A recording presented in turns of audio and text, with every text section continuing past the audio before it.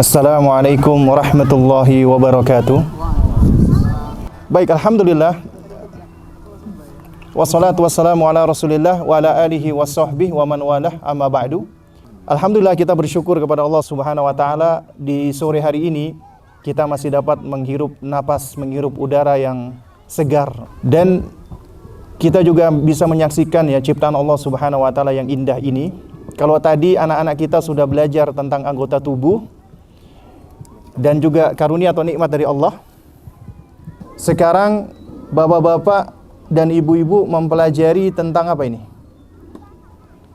Tentang pentingnya atau wajibnya kita mendidik anak dengan hikmah, mengetahui tentang fase-fase perkembangan anak. Karena saya dikasih materi sama Kang Badi di acara daurah ini, materinya itu materi memahami tentang fase perkembangan anak. Padahal untuk memahami ini itu lebih baik apabila ada slide-nya. Jadi antum gak usah pakai slide ya, antum lihat danau yang ada di belakang. Cuman antum fokus sama apa yang kita sampaikan ya. Baik, jamaah sekalian muliakan Allah Subhanahu wa taala. Kita tahu bahwasanya pendidikan kita ini adalah pendidikan yang berangkat di atas konsep hikmah. Allah Subhanahu wa taala ketika memuji ya sosok yang istimewa, Allah abadikan di dalam Al-Qur'anul Karim. Beliau bukan nabi, bukan rasul, tapi Allah jadikan beliau sebagai figur di dalam pendidikan. Siapa beliau? Luqman alaihissalam. Allah puji di ayat ke-12 dari surat Luqman, "Walaqad atayna Luqmanal hikmah." Dan sungguh kami telah karuniakan kepada Luqman itu al-hikmah. Ya, ini berarti Allah memberikan kepada Luqman itu hikmah. Makanya beliau dikenal dengan Luqmanul Hakim. Kita nggak akan bicara tentang konsep pendidikan Luqman ya di dalam kesempatan ini. Tapi kita nggak akan lepas dari konsep hikmah. Ya, ini merupakan bagian karakteristik dari agama kita. Karena makna hikmah itu adalah kebaikan yang berlimpah. Sebagaimana Allah Subhanahu wa taala sebutkan dalam Al-Baqarah 269, yu'til hikmata may yasha wa may yu'tal hikmah faqad utiya khairan katsira. Allah mengkaruniakan hikmah kepada siapa saja yang Allah kehendaki, dan siapa yang Allah berikan hikmah, maka dia telah benar-benar diberikan karunia yang banyak, kebaikan yang banyak. Lantas apa itu hikmah? Ringkasnya hikmah itu maknanya hampir sama dengan adil. Wad'u syai' fi mawdi'i al-munasib. Ya, atau wad'u syai' fi mahallihi al-munasib. Meletakkan sesuatu pada tempatnya yang sesuai. Itulah hikmah. Simpelnya, ya, ketika kita meletakkan sesuatu pada tempatnya, maka itulah yang dimaksud dengan hikmah. Jadi kalau ada orang misalnya buang sampah sembarangan, maka itu tidak hikmah. Ya, ini contoh simpelnya saja. Ya. Nah, lalu kemudian yang menarik lagi, kata Ibnul Qayyim rahimahullah, ini bagian dari unsur atau elemen hikmah yang bisa kita ambil faidahnya. Ketika beliau menerangkan tentang hikmah itu adalah fi'lun ma yanbaghi alal wajhil ladzi yanbaghi fil waqtil ladzi yanbaghi. Fi'lun ma yanbaghi, yaitu melakukan sesuatu yang sesuai, melakukan sesuatu yang tepat. Berarti melakukan sesuatu yang tepat, kita nggak akan bisa melakukannya kecuali dengan apa? Dengan ilmu. Berarti harus punya ilmu. Kemudian yang kedua, ya, alal wajhil ladzi yanbaghi, dengan cara yang tepat, dengan cara yang sesuai. Meskipun kita punya ilmunya, tapi kalau kita nggak tahu caranya, maka kita nggak hikmah. Berarti otomatis yang namanya hikmah membutuhkan apa? Membutuhkan metode, thoriqah, cara, manhaj, kurikulum. Kemudian yang ketiga, fil waqtil ladzi yanbaghi, di waktu, di momen yang juga sesuai. Berarti hikmah itu apabila kita punya ilmunya, kemudian kita tahu cara menyampaikannya, tapi nggak tahu waktunya, maka juga tidak hikmah. Maka yang namanya hikmah berarti harus melakukan sesuatu yang benar, harus ada ilmunya, dengan cara yang benar, harus ada metodenya, dan harus di waktu yang tepat. Artinya lihat momennya.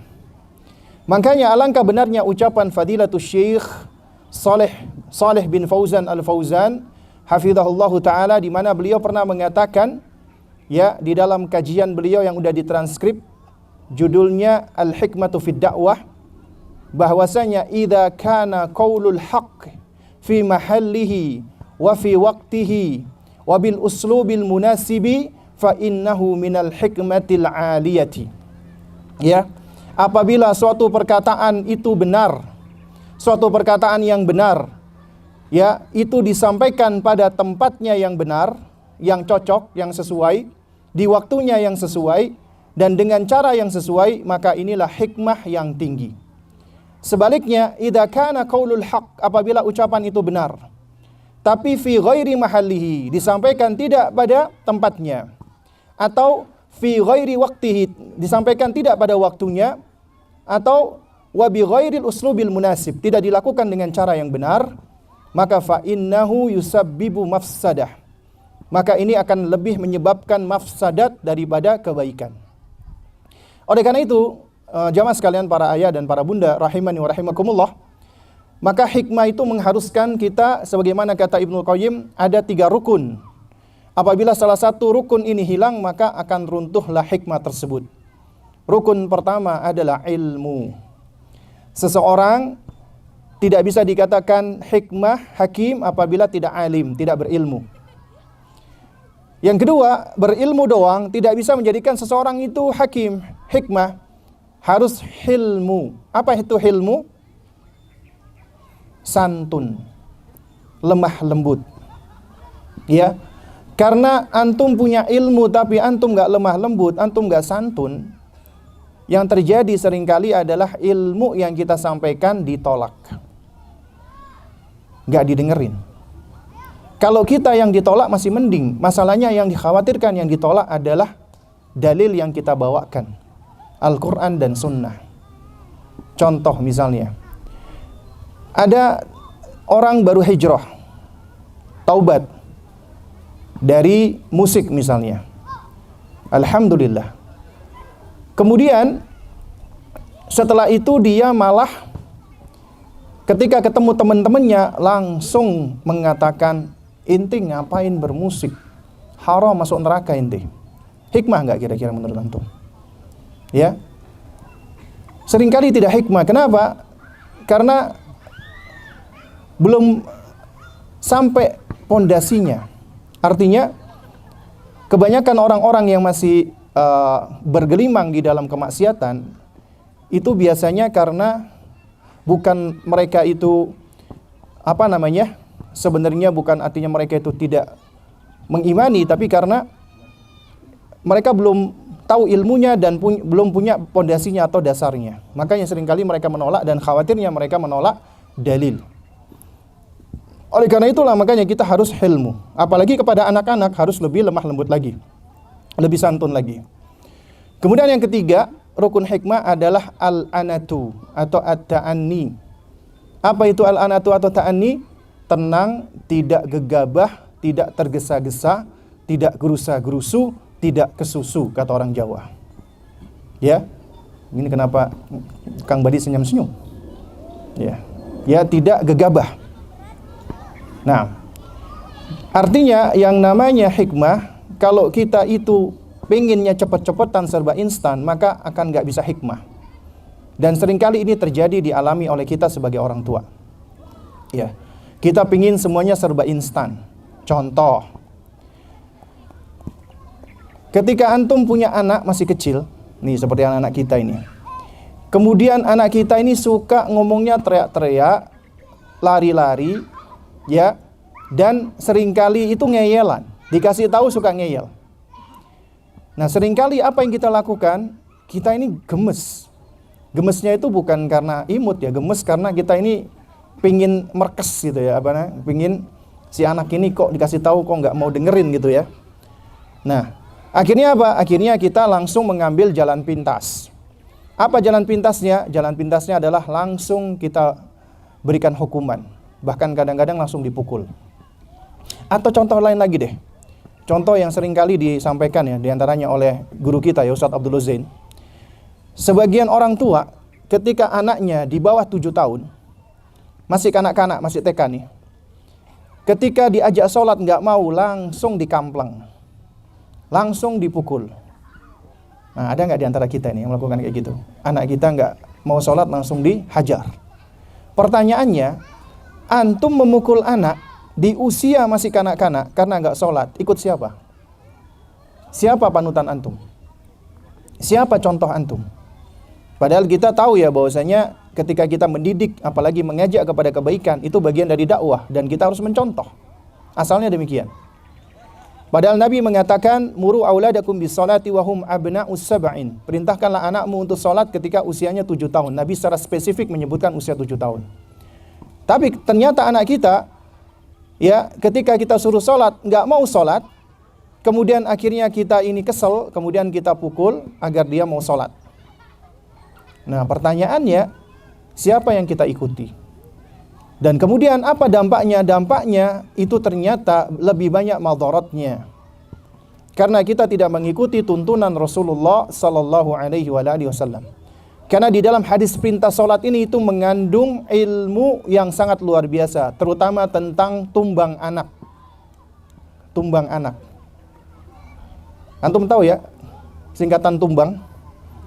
Bukan hewan ya. Itu kumbang itu. Ya. Tumbang, tumbuh kembang. Ya. Ilmu tumbuh kembang anak. Ya. Karena ini hadis menjadi pondasi. Ya. Nanti kita akan singgung nanti tentang masalah fase-fase ini. Jadi ini kita masih muqaddimah. Ya, dan mudah-mudahan muqaddimah kita enggak panjang-panjang. Tapi karena ini penting ya, jadi perlu untuk saya sampaikan. Jadi jamaah sekalian, para aba wa ummahat yang dimuliakan Allah Subhanahu wa taala. Ya. Penyakit kebanyakan kita itu adalah al-ajalah, istijal, tergesa-gesa. Ya. Makanya kita pingin supaya kita didengar, akhirnya kita langsung melompat melakukan hal-hal yang semestinya belum kita lakukan. Sehingga akhirnya apa? Kalau kita tergesa-gesa, sebagaimana dikatakan oleh para ulama kita, ya, man ista'jala qabla awanihi, ya, uqiba biharmanihi. Siapa yang tergesa-gesa, cepet-cepetan sebelum waktunya, maka dia akan ditimpa dengan kegagalan. Gak berhasil biasanya. Ya. Nah, oleh karena itu jamaah sekalian muliakan Allah Subhanahu wa taala, kita perlu untuk memahami tentang fase perkembangan anak karena ini bagian dari hikmah. Karena kita diperintahkan untuk menyampaikan sesuatu sesuai dengan daya nalar dan daya akal anak-anak kita. Inilah hikmah. Sebagaimana ya di dalam kitab muqarrar ya, kitab muqarrarnya di Jamiah Islamiyah Madinah ya. Yani muqarrar at-tarbiyah al-islamiyah ya. Itu dikatakan bahwasanya perkembangan anak dari fase ke fase terjadi secara berangsur-angsur dan perlahan-lahan. Tidak datang secara tiba-tiba. Nah, oleh karena itu kita wajib memahami tentang fase-fase perkembangan anak. Baik. Jamaah sekalian muliakan Allah Subhanahu wa taala. Kenapa sih kita perlu mempelajari fase perkembangan anak? Karena kita supaya bisa hikmah. Tiap fase punya sifat, punya karakteristik. Tiap karakteristik itulah kita akhirnya bisa melakukan pendekatan yang sesuai.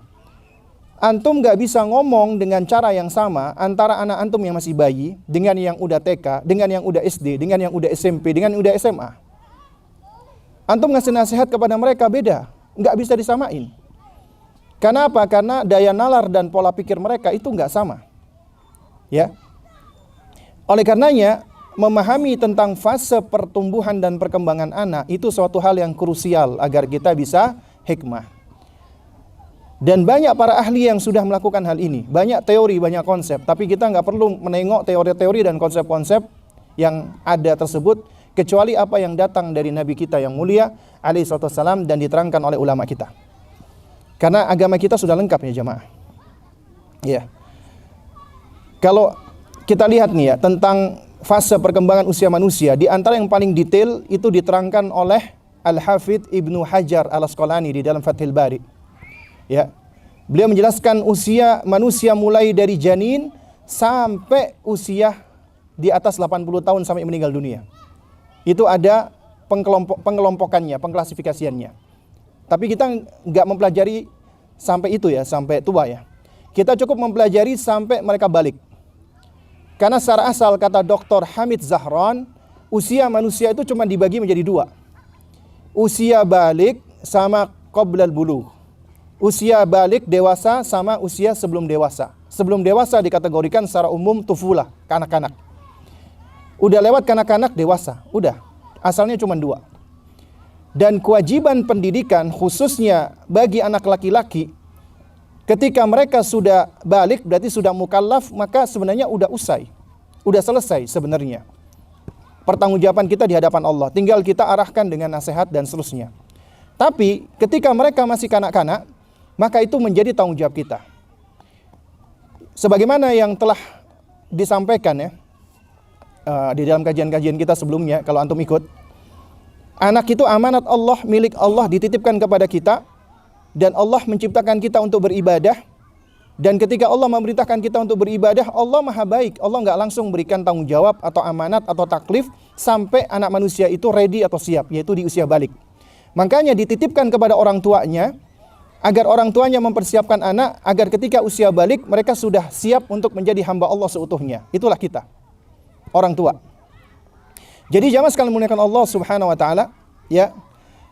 Dengan kata lain berarti tugas kita adalah mempersiapkan anak-anak agar mereka siap untuk melaksanakan tujuan mereka diciptakan Allah. Kemudian setelah itu sudah kita serahkan kepada Allah. Karena tanggung jawab kita sebenarnya udah usai, kecuali anak perempuan sampai dia menikah. Toib. Kemudian apa pengklasifikasian atau fase-fase perkembangannya? Yang pertama adalah janin, ya. Maka mulai dari semenjak istri kita ketahuan hamil, maka ini adalah di antara fase yang penting untuk kita pahami. Kemudian janin ini berkembang di rahim istri kita sampai bulan ke-9. Umumnya demikian. Kemudian lahir menjadi bayi, sobi, fase sibian. Fase sobi, fase sibian ini itu sampai 2 tahun.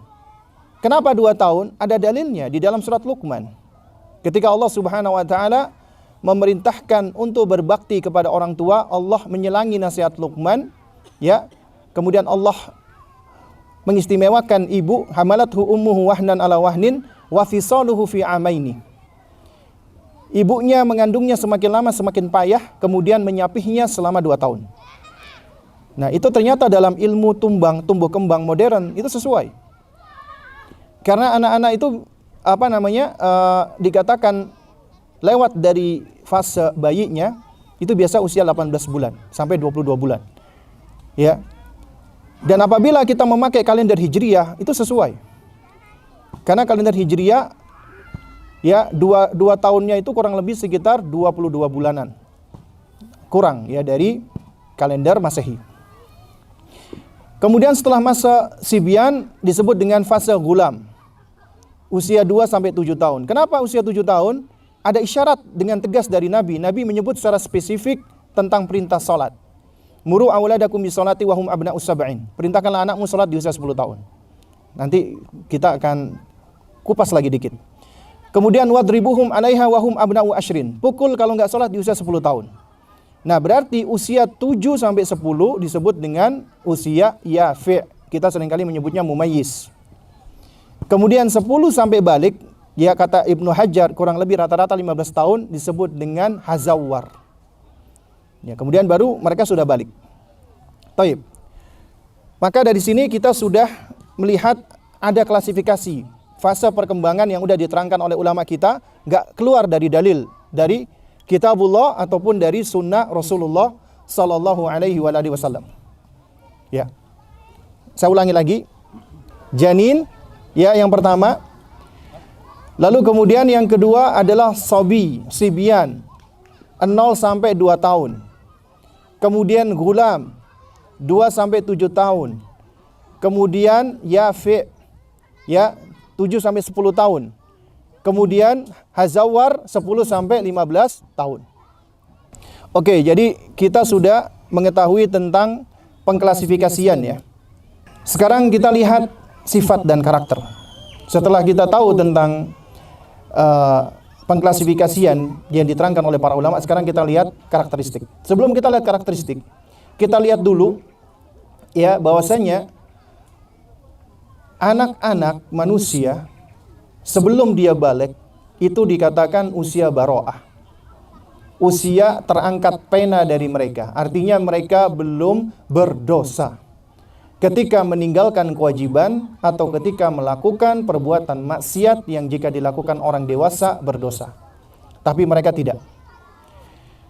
Oleh karenanya, ya, inilah kebaikan Allah Subhanahu wa taala. Allah belum memberikan hukuman, sanksi, punishment dosa kepada anak kecil.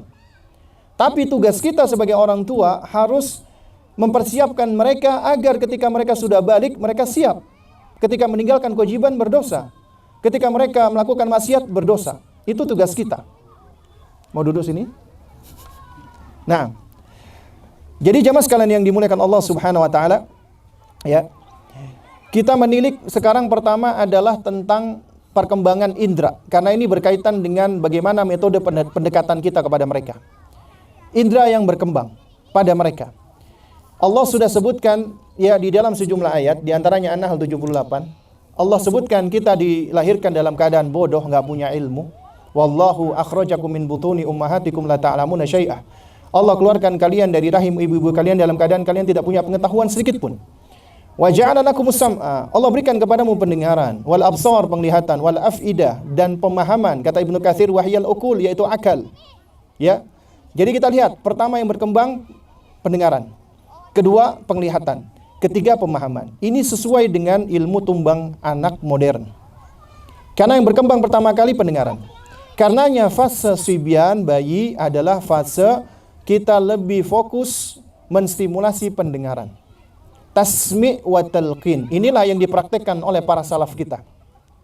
Ya, inilah yang dipraktekkan oleh Ummu Sulaim. Siapa Ummu Sulaim? Ibunya Anas bin Malik.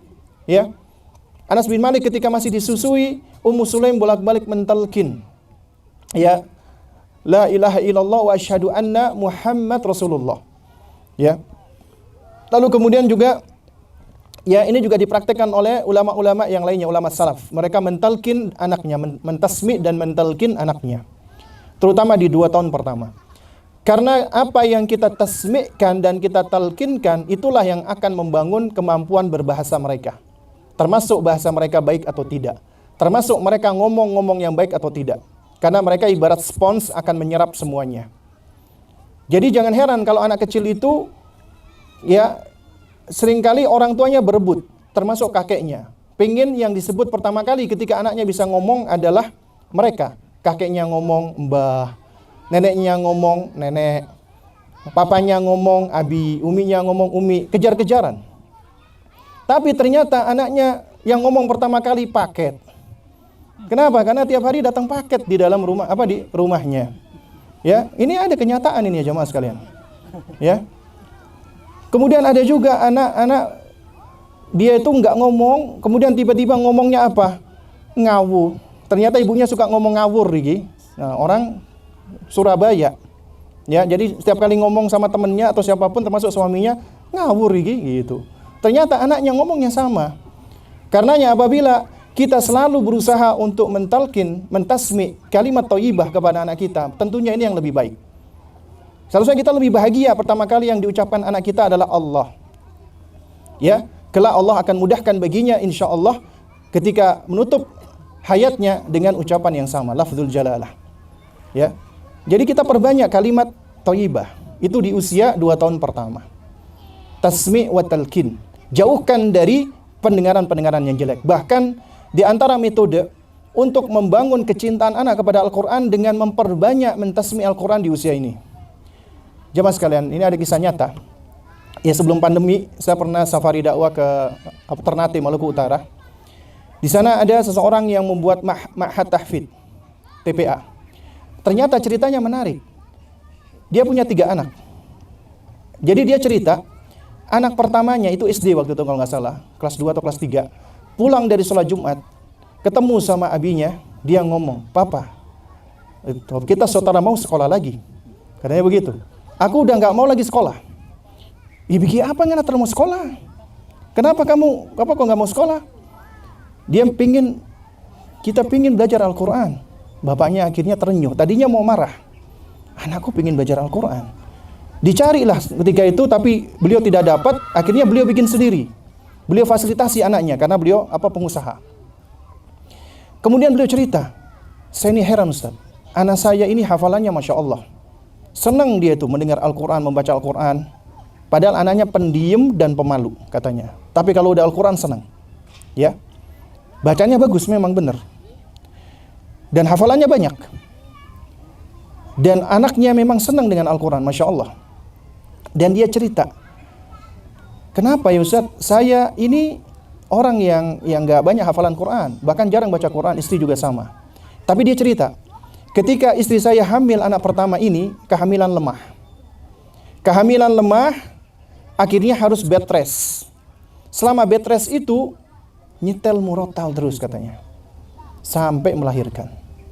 Murotal terus katanya, gak berhenti.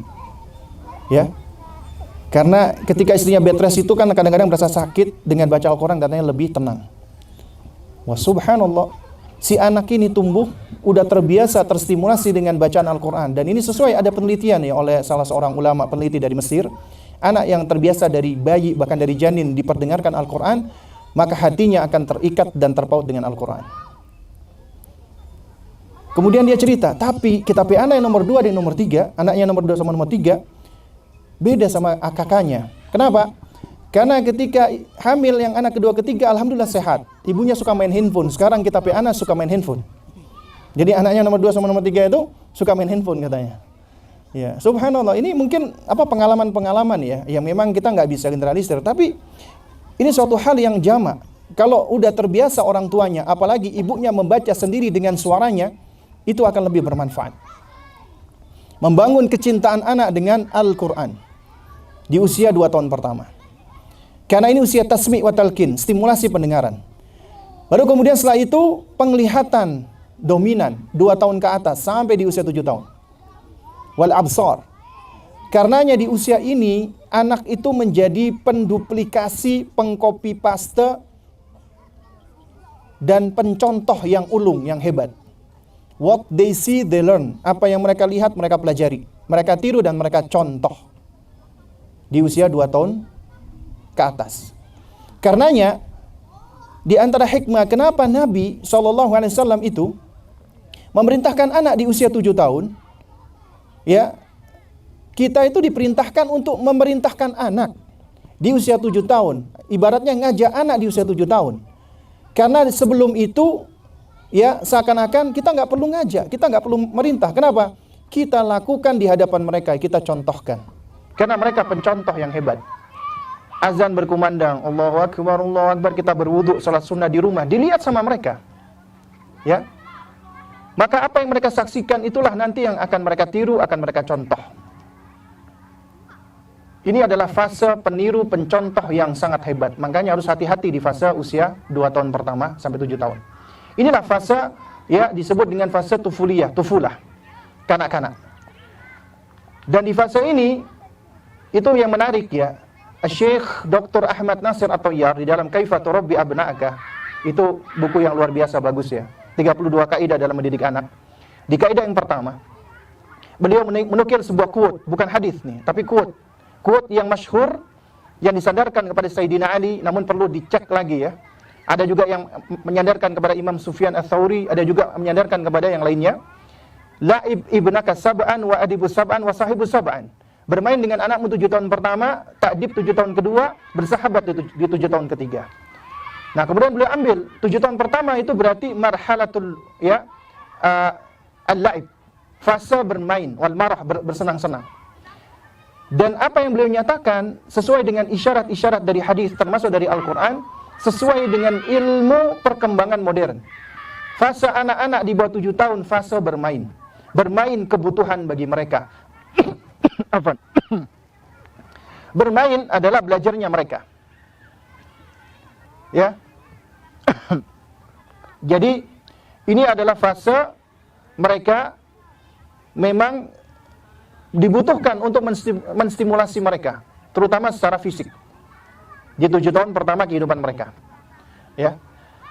Nah, jadi jamaah sekalian dengan Allah Subhanahu wa taala, di antara dalil yang menarik ya, yang disebutkan kenapa fase 7 tahun pertama itu dikatakan bermain itu adalah kebutuhan. Itu ada isyaratnya, dalilnya dari Al-Qur'an. Kisahnya Nabi Yusuf dan Nabi Yakub alaihi wassalam. Kita tahu ya bagaimana permusuhan abang-abangnya Yusuf terhadap Yusuf. Yakub juga tahu. Ya, karena Yakub itu Israel. Makanya 12 anaknya ini akan menjadi tribe-nya dari Bani Israel. Ya, yang 10 dari istri pertama, yang 2 yaitu Yusuf dan Bunyamin dari istri yang kedua. Dan yang dizolimi dari anak istri kedua. Ya. Jadi antum kalau punya 2 istri harus adil nih. Termasuk terhadap anak-anaknya, apalagi lebih dari 2. Ya. Bukan artinya Nabi Yakub enggak adil. Beliau adalah seorang nabi yang adil. Tapi memang Allah uji abang-abangnya itu ternyata hasad dan dengki. Jadi jamaah sekalian yang dimuliakan Allah Subhanahu wa taala, di antara dalil yang disebutkan, kenapa sih bermain itu adalah suatu hal yang krusial dan suatu hal yang sangat diperhatikan di usia 7 tahun pertama anak. Itu ada isyaratnya dari Al-Qur'an. Dan ini di antaranya adalah alasan abang-abang Yusuf untuk bisa membujuk abinya, Yakub alaihissalam. Yakub tahu ini abangnya mau berbuat makar. Gimana caranya abang-abangnya ini bisa membujuk ayahnya untuk membawa Yusuf keluar agar bisa dicelakai? Apa argumentasinya? Ya, arsilhu ma'ana ghada. Biarkan Yusuf keluar bersama kami besok. Ya, nah itu kayaknya kesenggol kabelnya. Oh enggak ya? Arsilhu ma'ana ghada. Biarkan Yusuf keluar bersama kami besok. Untuk apa? Yarta wa yal'ab. Bersenang-senang dan bermain. Tuh, argumentasi abang-abangnya. Para ulama menerangkan, Yakub tahu kebutuhan anaknya Yusuf untuk bersenang-senang dan bermain. Akhirnya diizinkan. Sehingga dari sini para ulama beristimbat, usia anak-anak itu adalah usia yang krusial, yang penting agar anak-anak difasilitasi untuk bermain. Karenanya usia di bawah 7 tahun belum waktunya belajar. Belajarnya mereka adalah bermain. Ya. Bermain adalah belajarnya mereka. Kemudian yang menarik ya, itu Syekh menyebutkan ada beberapa karakteristik. Seingat saya ada 14. Ya, kita nggak akan bahas semua ya, karena keterbatasan waktu. Coba saya akan bahas beberapa poin di antaranya. Pertama, kata Syekh, 7 tahun pertama punya karakteristik yaitu al-inad, suka ngeyel. Jadi kalau anak antum suka ngeyel, jangan dianggap anak durhaka. Itu bagian dari proses perkembangan mereka, perkembangan kognisi mereka. Mereka sedang memahami diri mereka, memahami perasaan, memahami emosi, memahami kemauan, dan memahami respon orang terhadap apa yang ada pada diri mereka. Jadi kalau misalnya mereka kelihatan ngeyel, jangan dimarahin, tapi arahkan baik-baik. Waduh Ustaz, anak saya nih bakal jadi anak durhaka ini Ustaz, suka ngebantah orang tuanya. Belum tentu, itu masih kanak-kanak memang seperti itu usianya. Ya, tapi kita arahkan baik-baik. Kemudian karakteristik yang berikutnya adalah kasratul as'ilah, banyak nanya. Ayo nak mandi nak, kenapa? Supaya kamu bersih, kenapa? Supaya kamu nyaman, kenapa? Mandilah. Akhirnya kita kesel. Itu bagian dari perkembangan mereka. Mereka nanya. Dan seringkali pertanyaan yang paling sering mereka tanyakan bukan apa sebenarnya, kenapa? Ya. Karena mereka itu sedang bagian dari memahami proses diri mereka sendiri sebenarnya. Ya. Kasratul as'ilah. Kemudian yang ketiga, kasratul haraka wa adamul istiqrar. Banyak bergerak dan sulit diem. Kenapa demikian? Karena ini bagian dari perkembangan fisiologis tubuhnya. Perkembangan otot, saraf, sendi. Makanya mereka banyak bergerak. Dan harus distimulasi. Kalau anak-anak kita di bawah 7 tahun, antum suruh diem, itu malah berbahaya buat perkembangan mereka. Karena mereka butuh distimulasi. Di antara stimulasinya dengan bermain, itu makan menstimulasi. Barakallahu fiik, jazakallahu khairan, wa zawwajakallah. At-taliyah wa thaniyah, al-ghaniyah. Ada istrinya ya? Itu cuma doa aja. Alhamdulillah kalau diaminkan. Nah, Toib. Ini live ya? Oh enggak. Nanti diedit ya yang tadi ya. Karena istri anak nonton nanti. Nah, Toib. Jadi jamaah sekalian dengan Allah Subhanahu wa taala, ya. Mereka punya karakteristik banyak bergerak, sulit diem. Karena itu perkembangan dari otot saraf mereka dan perlu distimulasi. Oleh karena itu jamaah sekalian dengan Allah Subhanahu wa taala, ini hikmah yang luar biasa. Kenapa Nabi SAW memerintahkan anak di usia 7 tahun? Bahkan sebagian ulama, ya ulama-ulama fuqaha itu ada yang beristimbat dan menfatwakan anak di bawah 7 tahun atau belum tamyiz, belum mumayyiz, belum masuk fase mumayyiz, itu belum sah sholatnya. Kenapa? Karena mereka belum bisa memenuhi rukun sholat. Waalaikumsalam. Dan juga belum bisa memenuhi kesempurnaan sholat. Apa sih substansi sholat? Apa menurut antum? Substansi sholat itu apa? Esensinya apa? Dari sholat? Hah? Apa substansi sholat? Tumaknina dan khusyuk. Tumaknina dan khusyuk. Tumaknina termasuk rukun, syarat atau kesempurnaan. Hah? Rukun sholat. Khusyuk termasuk rukun, syarat atau kesempurnaan. Khusyuk termasuk apa? Kesempurnaan, rukun atau syarat. Khusyuk. Hah? Apa? Kesempurnaan sholat. Masya Allah. Ya. Jadi jamaah sekalian muliakan Allah Subhanahu wa taala, tumaknina dan khusyuk. Tumaknina berkaitan dengan ketenangan tubuh. Ya, tumaknina berkaitan dengan ketenangan badan. Khusyuk berkaitan dengan konsentrasi atau fokus. Anak di bawah 7 tahun fokusnya masih pendek, tubuhnya belum bisa tenang. Makanya kalau disuruh sholat, antum paksa, mesti akan gerak-gerak, tolah-toleh, maju mundur. Dengar temennya batuk, siapa tuh batuk? Nah, itu anak-anak di bawah 7 tahun. Dan itu lumrah. Makanya sholatnya masih belum sah dan mereka belum bisa dijadikan imam meskipun bacanya bagus. Sampai mereka sudah masuk fase mumayyiz, sholatnya sudah baik. Memang fase mumayyiz itu tidak mesti 7 tahun. Kata Syekh Utsaimin rahimahullah, banyak sahabat sebelum 7 tahun sudah mumayyiz. Dan banyak anak-anak di generasi sekarang mumayyiznya itu mundur. Kalau antum punya anak masih ya udah SMP, sholatnya masih gerak-gerak banyak, itu diantara tanda ya sebenarnya ada yang belum tercapai untuk mencapai fase tamyiznya. Saya beberapa kali ya jamaah, ketika ya afwan ya, pernah ngisi di sejumlah sekolah SMP, kemudian sampai sholat zuhur, itu anak-anak SMP saya perhatikan ada yang sholatnya nggak benar. Bahkan ada yang sholatnya di samping saya itu, mohon maaf ya, sambil upil-upil.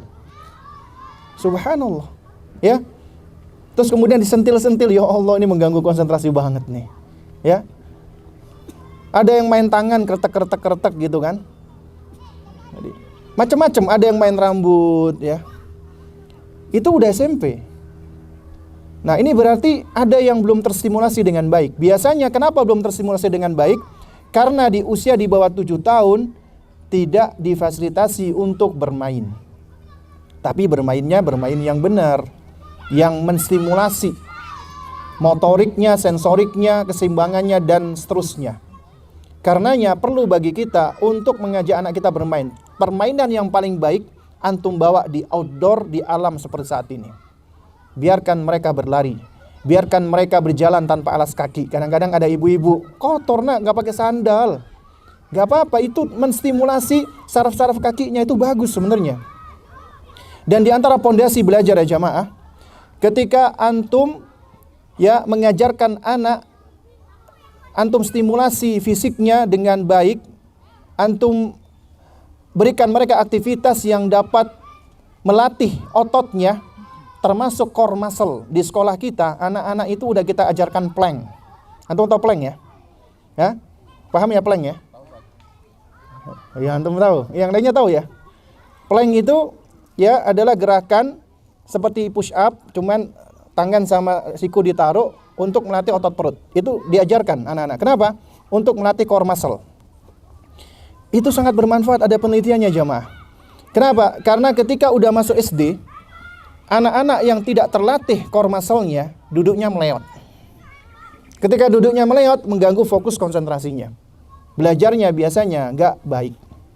Tapi kalau fisiknya bagus, duduknya bagus, core muscle-nya bagus, biasanya dia akan lebih fokus konsentrasinya. Nah, itu biasa kelihatan dari duduknya. Ya. Nah, jadi kalau kita misalnya duduk suka meleot tuh berarti juga perlu latihan core muscle tuh. Sebenarnya. Jadi butuh latihan plank. Ya. Karena kalau kita masih muda mengharap bisa 6 pack, 8 pack, kebanyakan kita sekarang 1 pack. Iya enggak? Nah, jadi ini hikmah luar biasa ya yang bisa kita ambil. Mengapa Nabi memerintahkan anak di usia 7 tahun baru diperintah sholat? Ya. Lalu kemudian di usia 7 tahun inilah ya, masuk ke usia 7 tahun ke atas sampai ke 10, yafi. Inilah anak seharusnya sudah mumayyiz, dan inilah anak itu dikatakan sudah lebih mumpuni, lebih advance kemampuan kognisinya, yaitu al-af'idatu wahyal ukul, kata Ibnu Katsir. Allati yumayyizu biha bainal asya', yang mana fungsi daripada akal ini untuk memilah-milah segala sesuatu.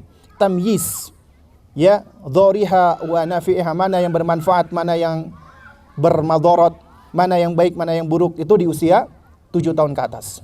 Mereka sudah membangun pemahaman tentang mana bahaya, mana tidak. Tapi anak-anak ketika masih di bawah 7 tahun, itu kata Syekh Ahmad At-Tayyar, mereka bahkan masih didominasi dengan yang namanya at-tafkir, al-khayali. Daya pikirnya masih imajinatif. Makanya kalau antum punya anak masih usia 3 tahun, 4 tahun ngomong sama tembok, jangan dianggap, wah ini perlu diruqyah nih. Karena itu masih berdaya imajinasi, dia masih menganggap ini benda-benda mati itu seperti makhluk hidup, bisa bisa ngomong. Jadi kalau anak-anak suka main sama bonekanya, sama mainannya, itu lumrah.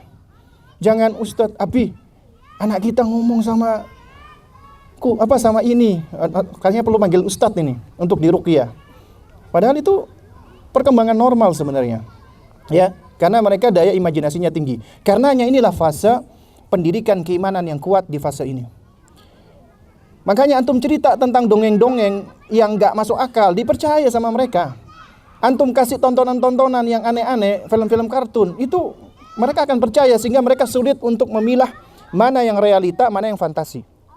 Makanya jangan heran kalau kita pernah dengar berita beberapa waktu yang lalu, ada anak dikasih hadiah oleh orang tuanya baju Superman, kemudian dia loncat dari balkon.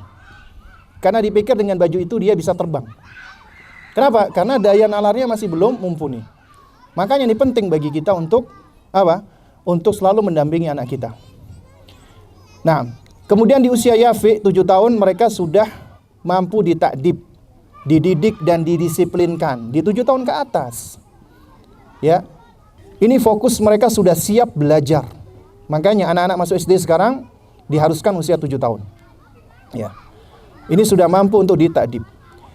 Nah, lalu kemudian jamaah sekalian, di usia 10 tahun ke atas, di 7 tahun sampai 10, ini pendekatan kita yang paling banyak adalah targhib, memotivasi dan mendorong. Kurangi ancaman. Ya, kita kurangi mengancam. Tapi banyak mendorong, memotivasi, mengapresiasi, memberi hadiah untuk menumbuhkan roja harap. Tapi di 7 tahun pertama, ya sebelum 7 tahun, itu fase membangun pondasi. Akidah, mahabbatullah, itu di fase 7 tahun ya pertamanya. Ibaratnya kita sedang membangun pondasi. Dan ini suatu hal yang harus kita perhatikan benar-benar. Antum yang masih Allah karuniakan anak di bawah 7 tahun, antum perhatikan benar-benar. Karena ini diakui oleh ulama kita dan juga banyak para ahli psikologi modern mengakui gangguan kejiwaan, gangguan kecemasan dan yang semisalnya itu biasanya diawali karena adanya trauma-trauma di 7 tahun pertama, termasuk kekerasan pada anak di 7 tahun pertama kehidupannya. Jadi ada anak-anak yang misalnya antum punya anak, ya misalnya usia 8 tahun masih suka ngompol, berarti ada masalah itu. Ya, antum punya anak usia 9 tahun dia ketemu orang itu masih merasa takut, berarti ada masalah. Ya. Ketika antum lihat ada kecemasan-kecemasan atau yang semisalnya, ini biasanya karena ada hal-hal yang terlewatkan atau miss di 7 tahun pertama. Jadi di 7 tahun pertama kehidupan itu fase fundamental, itu fase membangun fondasi. Ini seringkali diabaikan. Kenapa? Karena masalah fondasi itu tidak kelihatan. Antum lihat bangunan, fondasinya kelihatan nggak? Antum lihat pohon, akarnya kelihatan nggak? Sesuatu yang tidak kelihatan, intangible, seringkali diabaikan dan dilupakan. Kita seringkali melihat, tingginya, tapi akarnya ternyata pendek, kena angin rubuh. Bangunan ini tingginya, megahnya, tapi ternyata pondasinya nggak kuat. Kena goncang sedikit, hancur runtuh. Itulah fungsi ketika kita menguatkan pondasi, yaitu akidah, terutama di 7 tahun pertama. Ketika mereka mengalami goncangan di dalam hidup, mereka tetap tangguh dan tegar. Itu fungsi kita membangunnya.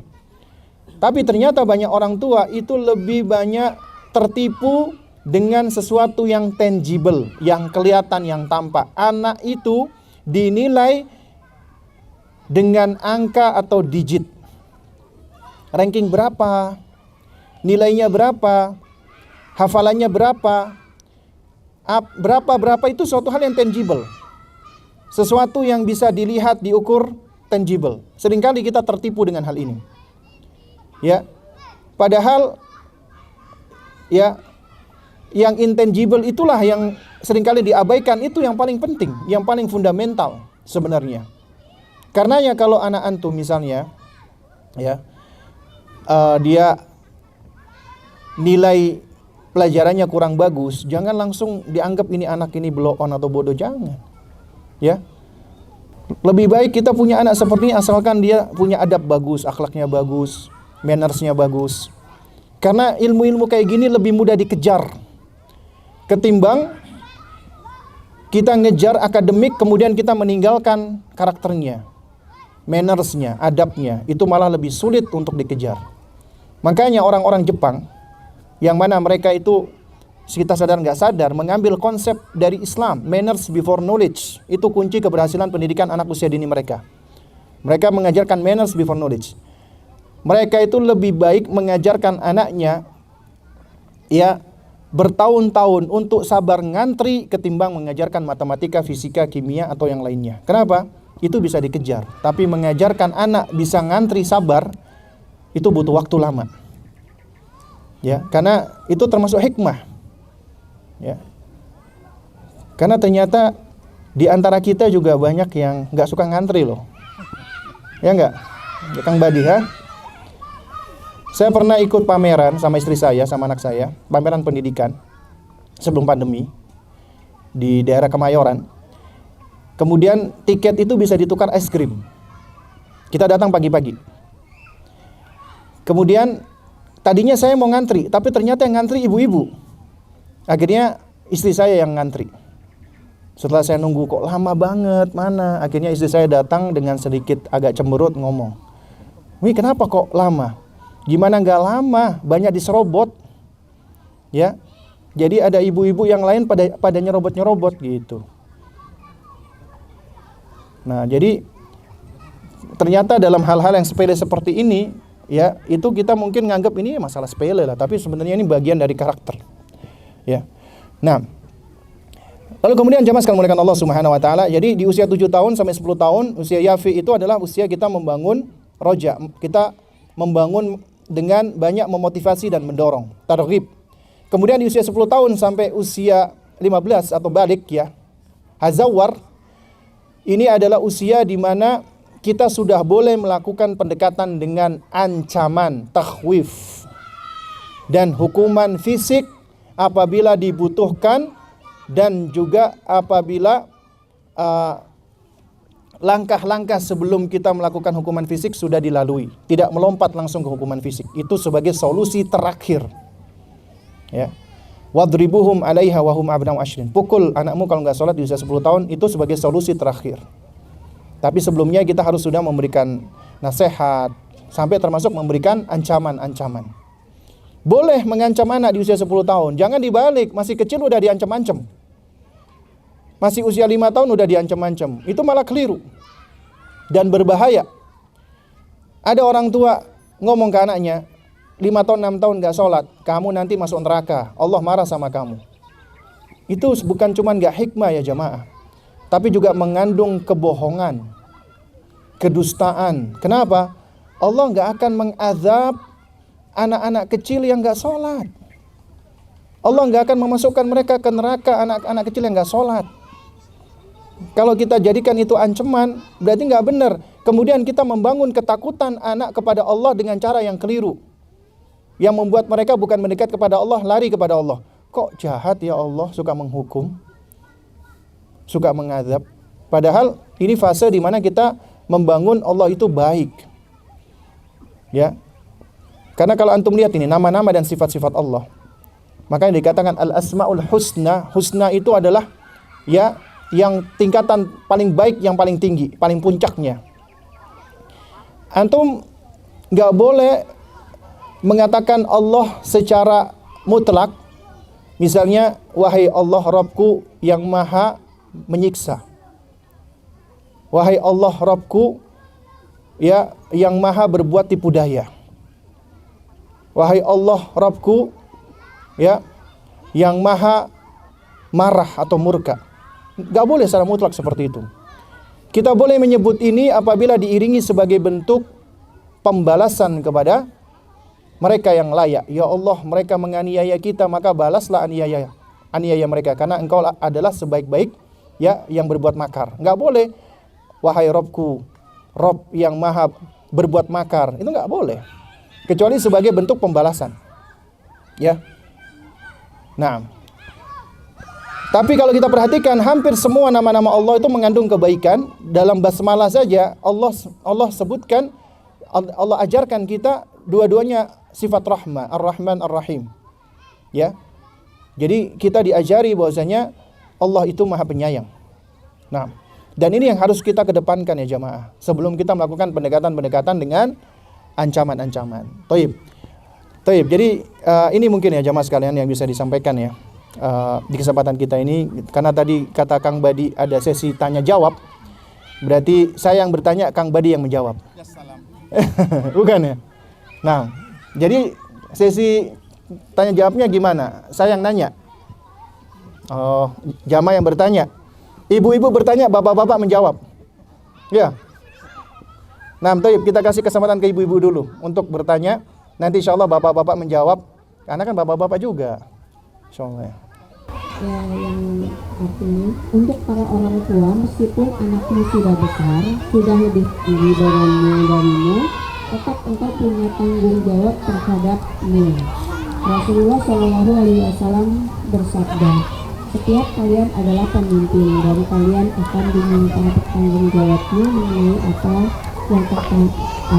yang menjadi tanggung jawab kepemimpinannya. Pertanyaan saya, bagaimana dengan yang tadi Ustaz sampaikan bahwa usia di atas sudah dewasa itu mereka harus bertanggung jawab atas dirinya. Kaitannya dengan hadis ini bagaimana Ustaz? Iya. Baik, nah, ya. Jadi memang Nabi SAW mengatakan ya bahwasanya kullukum ra'in wa kullukum mas'ulun an ra'iyati ya. Setiap kalian adalah pemimpin dan setiap kalian akan diminta tanggung jawab atas apa yang dipimpinnya.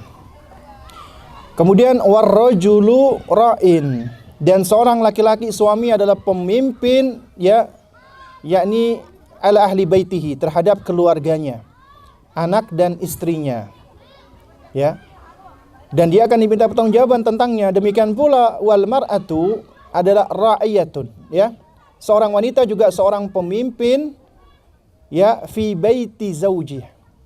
Ya fi baiti zaujiha, di rumah suaminya. Di dalam riwayat yang lain juga disebutkan ya, juga menjadi pemimpin atas anak suaminya. Ya, dan akan diminta pertanggungjawaban tentang apa yang dipimpinnya. Nah, ini hadis ini memang benar, masing-masing kita adalah pemimpin dan masing-masing kita akan dimintai pertanggungjawaban atas apa yang menjadi tanggung jawabnya. Hanya saja yang perlu dipahami, ketika anak itu sudah dewasa, sudah balik, maka sebenarnya anak itu harus sudah mandiri. Kita bicara anak laki-laki ya, anak perempuan tetap menjadi tanggung jawab ayahnya sampai dinikahkan oleh ayahnya, sampai dia menikah, anak perempuan. Kalau anak laki-laki itu berbeda. Anak laki-laki itu dihasung oleh ayahnya untuk memiliki keberanian, kemandirian, ya, dan juga agar mereka ini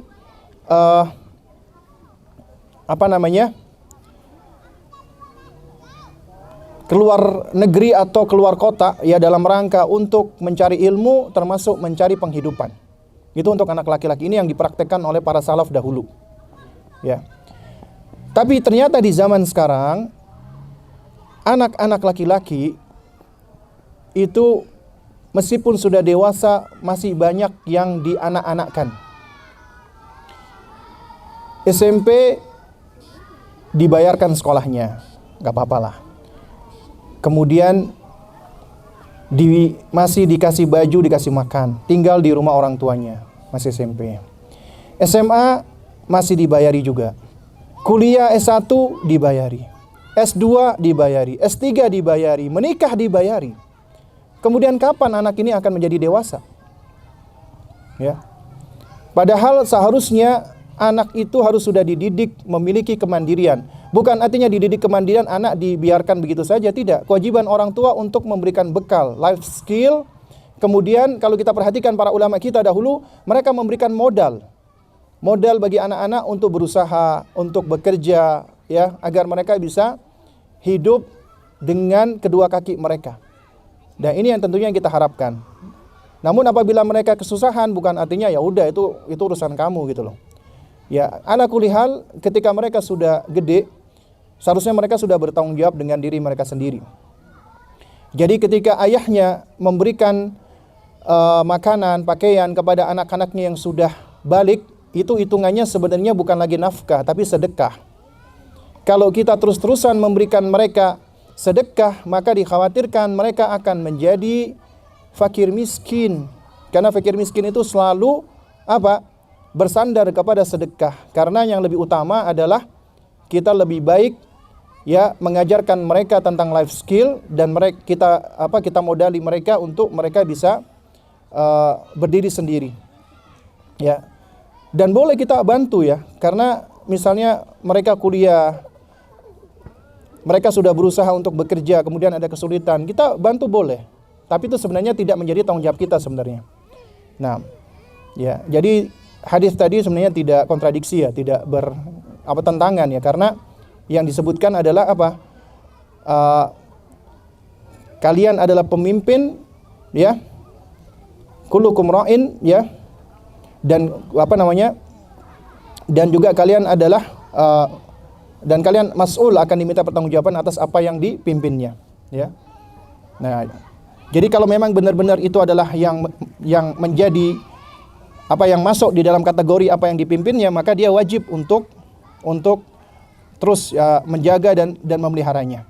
Dalam hal ini yang paling utama adalah seorang suami wajib untuk memelihara dan melindungi istrinya, anaknya hingga dewasa, anak perempuannya hingga menikah, termasuk ibunya, ya, terutama ketika ibunya tidak mampu. Nah, wallahu a'lam bishawab.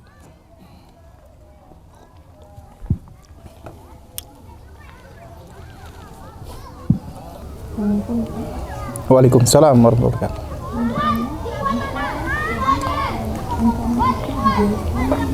Suara nggak kedengaran di sini. Ancaman dibolehkan di usia 10 tahun. Bagaimana jika sudah terlanjur itu terjadi di usia sebelum 10 tahun? Sebelum usia 7 tahun. Anak sudah mengalami kekerasan atau ancaman, apa yang harus kami perbaiki? Oke, baik. Bagaimana apabila anak-anak itu sudah mengalami kekerasan misalnya, atau sudah diancam-ancam, padahal seharusnya diancamkan di usia 10 tahun ke atas, ya. Lalu bagaimana apabila ini sudah dilakukan, atau misalnya ada di antara kita yang baru tahu atau baru ngerti, maka yang pertama kali kita lakukan adalah kita beristighfar, mohon ampun kepada Allah. Itu yang pertama. Kemudian yang kedua, ya, kita perlu untuk meminta maaf kepada anak kita. Dan meminta maaf kepada anak itu kemuliaan. Jadi kita nggak boleh gengsi, karena mereka akan belajar. Ya, ketika orang bersalah, maka kita perlu untuk minta maaf. Dan seringkali minta maaf itu akan merobohkan barier ketidakpercayaan. Maksudnya, tadinya anak kita itu merasa jengkel atau menyimpan kedongkolan kepada kita, kemudian kita dengan tulus minta maaf. Nak, maafin nak kalau Abi atau Umi selama ini banyak ngomong kasar sama kamu. Kemudian kita minta maaf dengan setulus-tulusnya. Maka itu ya mudah-mudahan bisa menghancurkan adanya barier atau penghalang. Ya. Jadi kita minta maaf kepada anak kita. Kemudian yang ketiga adalah